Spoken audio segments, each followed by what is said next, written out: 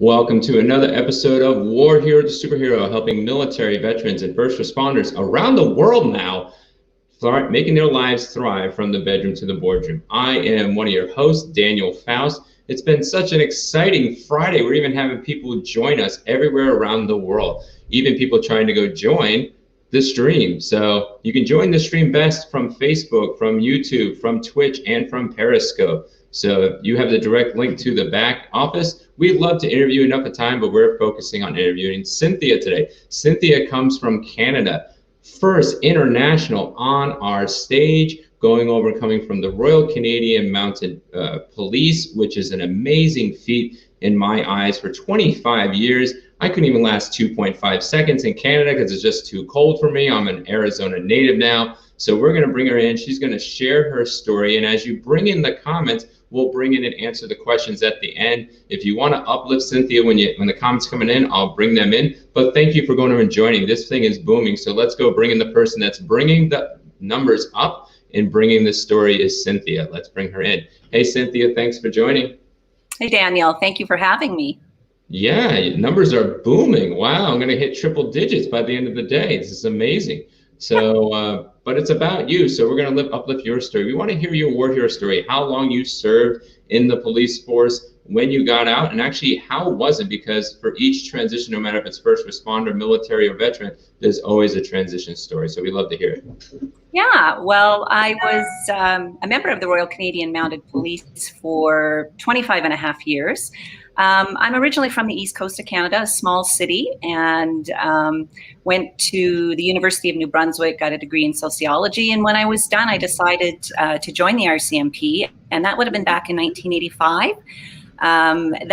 Women had only been in the RCMP for 11 years at that time. So it made the journey a very interesting journey for sure. Oh. And I did all types of service. I was in general duty, federal policing services. I lived in 6 different provinces, moved 9 times. Yeah, and my husband is also a retired member, and he was in for 35 and a half years. So we're certainly a family of service. We have my oldest stepson is in the military, in the Navy. And we're a blended family of 5 adult children and 5 grandchildren. Wow. So that's an amazing, amazing feat. You've moved just as many times as I've had. And I moved in several states, but not moved as many as you have. Wow. That's amazing. So after 25 years for yourself and then 35 years for your husband, how was the transition out? Because that's just a culture shock. You're in the war front every day. In Canada, you got the cold front and the war front, and now you're going back to civilian life. So how was it? Actually, it was very difficult, and my circumstances made it even more challenging. So my husband and I had been transferred back-to-back transfers. Actually, there was in a 3-year period, we lived in 3 different provinces. And I arrived at the training academy, the RCMP training academy in Regina, Saskatchewan. And upon my arrival, I had some real struggles with, I guess, just all of the things I had been through in both my personal life and my work life. And I had only been there for a short period of time when I was diagnosed with a very rare genetic disorder called Loeys-Dietz syndrome.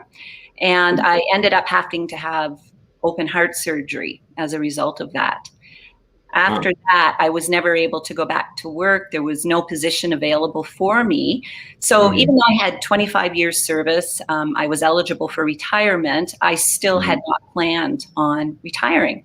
So when I left on a medical discharge, I had no retirement plan. It wasn't even in my near future.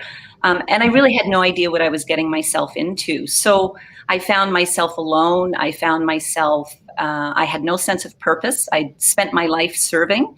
And I didn't even know what I didn't know. And to my retirement, my husband was transferred. So we ended up moving into another province, into another city. So I had nobody. And the climb was difficult. 2 years after I retired, I was diagnosed with complex PTSD on top of that. And my husband was also diagnosed with it. And he was actually diagnosed first. And part of that story is that it was because of him that I got the treatment that I needed. And he tricked me into counseling. I had no idea I was struggling. So it was good for him. He's an incredible man, and he's my hero because he has cared for me and looked out for me, which is what we have to do for each other. But yeah, so it was a real struggle, and I really didn't know what I was going to do. It was tough.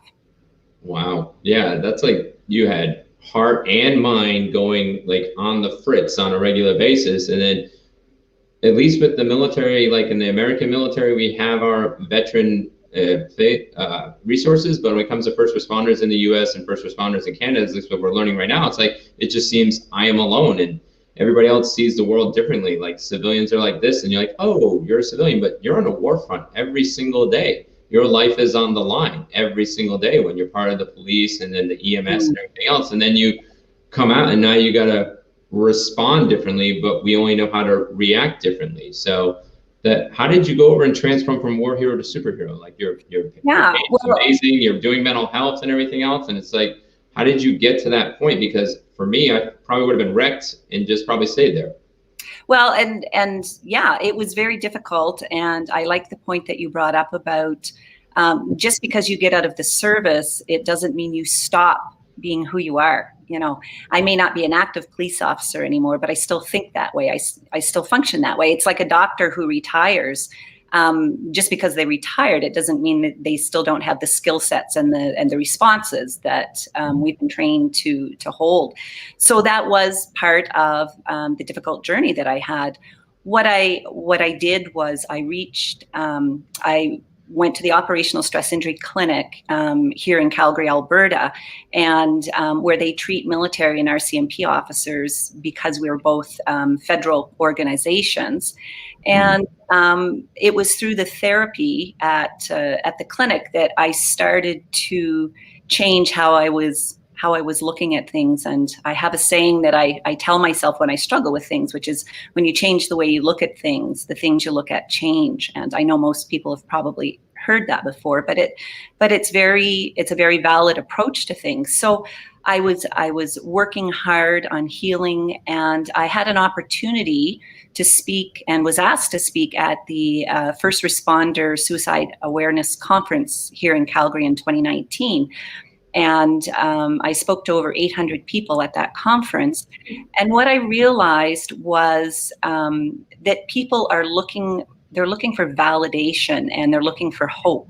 And when I had people come up to me after the conference, I recognized people want to share their story. They want to know that they still matter, even though they're not serving any longer. So that put me on a path where I recognized I could make a difference. And it also gave me a sense of purpose. I could continue to serve, but in a different fashion. So I was no longer out on the street serving, but I could serve the public from this perspective, and started to realize there was something in what I wanted to do. So I went from that perspective. And ended up in an event, and this was the real game changer for me.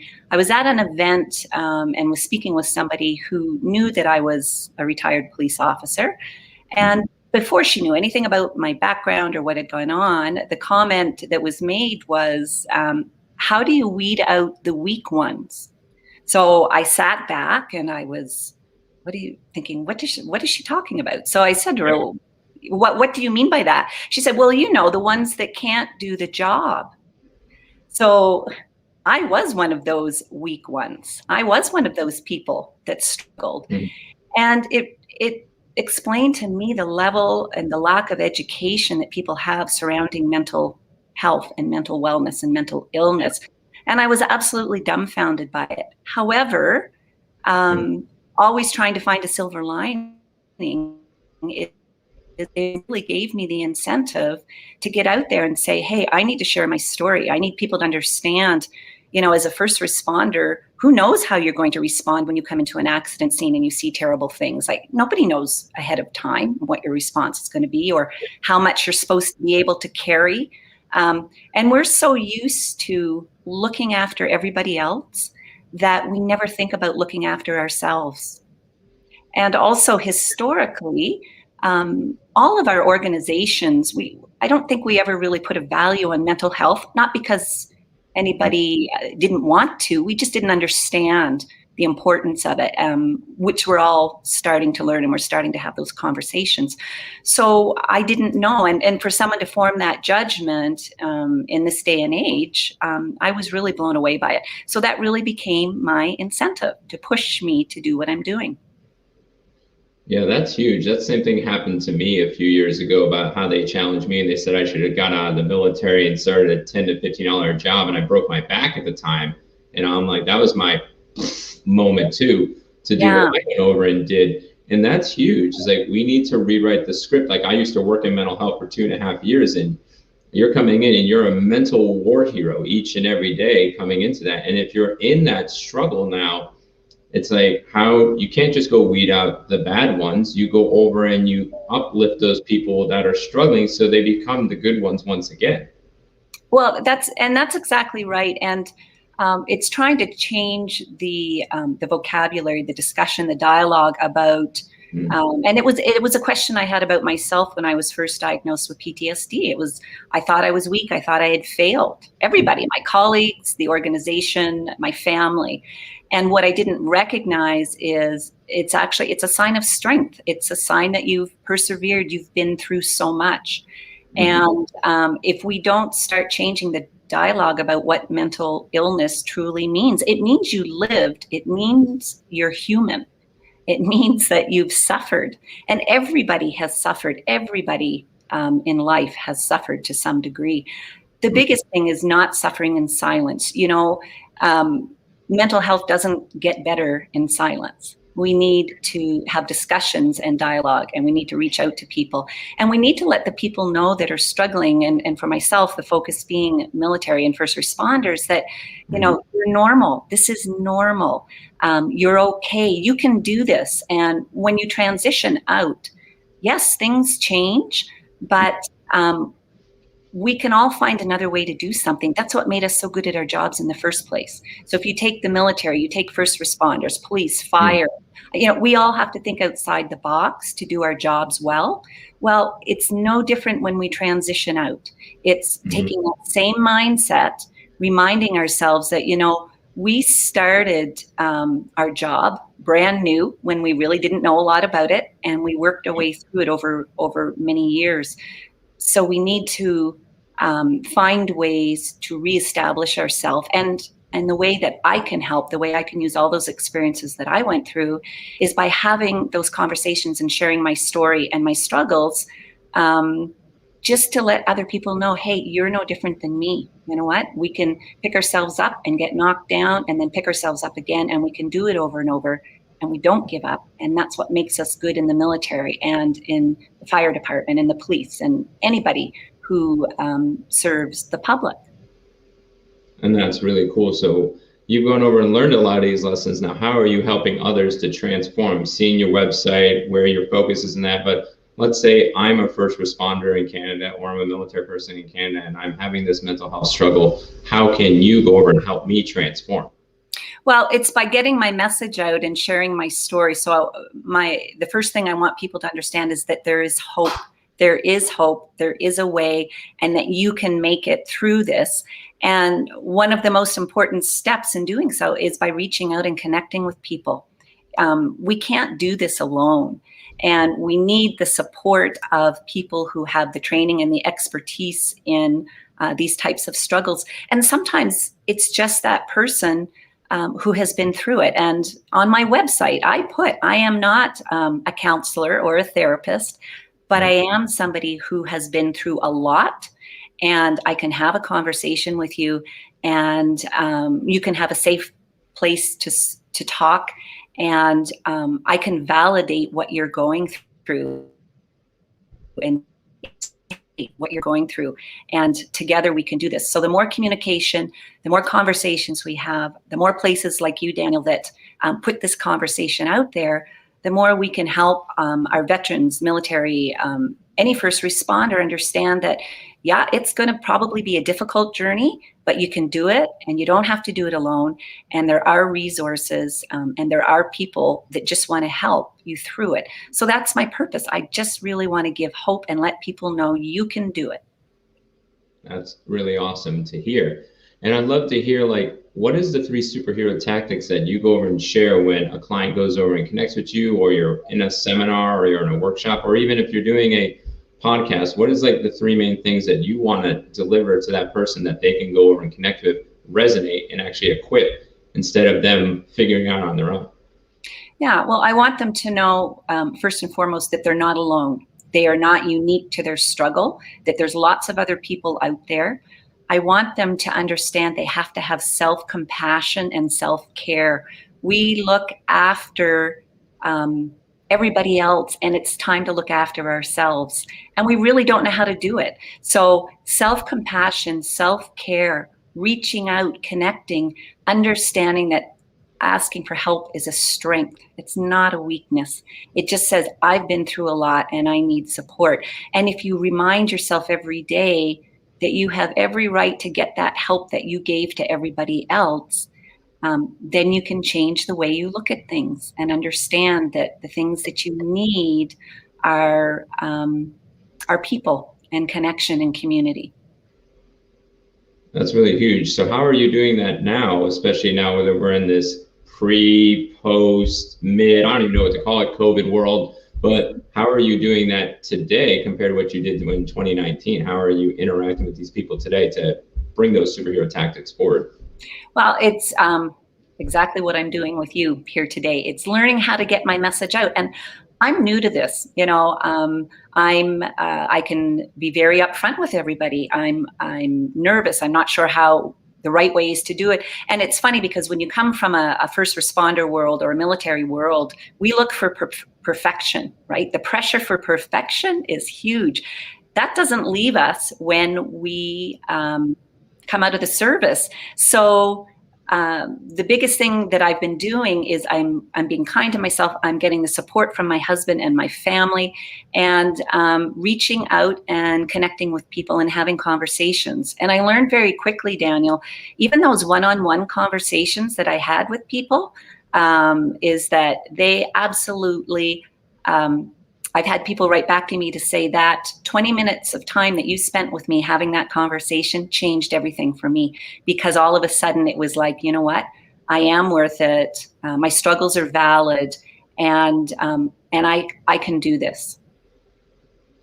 And that's really cool. So even though you think you're not doing it perfect right now, you're getting the most amount of numbers, and I'm not bragging about you, and you're getting the most amount of likes in any live I've done, including the 5 years I have been doing this. So this is pretty amazing. Outside of trolls, this is legit. So I want to thank you all for going over and joining and actually giving Cynthia the heads up and also the support. You can see the banners coming in, the comments from Steven to Bonnie, several from Bonnie, Elena, and then Denise and Lynn, and now Debbie just chimed in right now. So you think you're not doing it well, the numbers are showing otherwise. So I'm going to say kudos to you. So Thank you. You have not only earned the title from War Hero to Superhero, you have earned the highest rated live War Hero to Superhero comments and numbers right now. So I am very, very excited for this. So we want to connect people to your resource because we have the audience. So how can they go over and connect with you?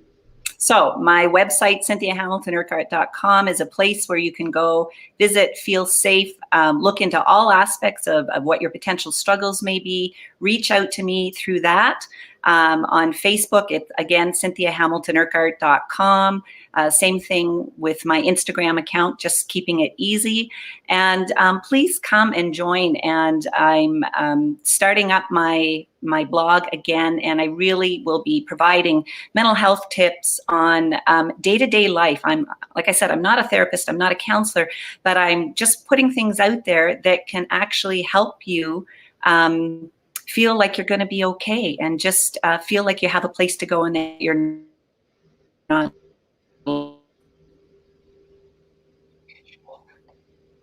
We had a little lag, but we got you. Yeah. Oh yeah, yes. And one thing I didn't mention for people down the road is I'm currently writing a memoir, and the memoir is actually about all of my struggles and what my journey has been like. And I'm writing the memoir with the assistance of Laura Munson, who is a New York Times bestselling author. And the objective of the memoir is to teach people that you can do this, and it is possible. And so I'm hoping later this year that I'll have that done and out and ready for people to read. That is amazing. So maybe you'll take up the challenge to actually start a TV show with us too, so you can really get the message out there, because right now you are getting the message out there. So here's my challenge to everybody that's watching here today. We do this with every war hero to superhero. So we have a TV show also, War Hero to Superhero, on the Guiding Star Veteran TV network, and it's on Simul TV. So the way our guests get to come up for free. Averagely, if you don't know anything about TV, interviews are charged, but we at War Hero to Superhero, we really want to uplift the message. So instead of charging for interviews, we challenge the interviewer to get as many views as possible. So we've had 20 to almost 30 constant viewers in the past 25 minutes, which is absolutely amazing and growing. Hearts and comments are hitting my screen like crazy. But the thing is that she has a challenge against Kenneth Bradley by being who's going to be the best War Hero to Superhero. So all you have to do, 3 seconds of time in the next 3 days to go over and listen. Now, I want you to listen to all 21 minutes and 40 seconds. Cynthia just dropped mind bombs after mind bombs. You just have to go regurgitate that. There's comments are coming in like crazy. I'm trying to keep up. But if you don't have those 21 minutes, just give 3 seconds in the next 3 days. If she gets the most views, we uplift her to the TV show so she can really get her story out there. And I would love the challenge. If you want her to have a TV show, go over and tell her she can get one, because we can help her with that process. So if you want to hear her message, just like you guys are pouring in comments, man, let's go over some more comments. It's getting crazy. So let's see. It's not surprising that Cynthia is providing support to others. She has always been an incredible high performer. It's excellent that you have a place for people to go feel safe and share struggles. Thank you for Daniel for giving Cynthia this outlet. Thanks, Robert, for the comment. Cynthia, you're a great speaker and inspiration also. You can go over and get that inspiration more and more of those bombs by just going over and watching for a minimum 3 seconds on Facebook for the next 3 days. So Cynthia, I'm going to leave it closed to you because the comments are pouring, but we're going to run out of time. So any last words before we close out? Well, I just want for anybody out there in the military, first responders, or anyone at all who is struggling with mental health and want to find out more about it, please go to my website, visit me, let's sit and have a cup of tea and reach out to me, get to know who I am. And I just really want you to know that there is hope, that you can do this, that you will be successful, and that you're not alone. And that's awesome to go leave out on. And I hate to leave when we have so many viewers, but we're going to go over and close this out today. Thank you all for watching. The bomb in the comments. This is always a conversation. Me and Cynthia will keep watching this and whatnot. And if you guys want her to be uplifted, again, 3 seconds, share it out. That's all you have to do is hit share. If you're not tech savvy, go over and hit me up on Facebook. I will help you go over and do that. Now, I can't be biased. I'll just teach you how to share. But if you want this out there, we can help you empower that. So Cynthia, thanks for joining us. Thank you for all the guests that are coming. The comments are still pouring in, but we got to close out for another episode of War Hero Zero. So thank you for joining, and we'll see you on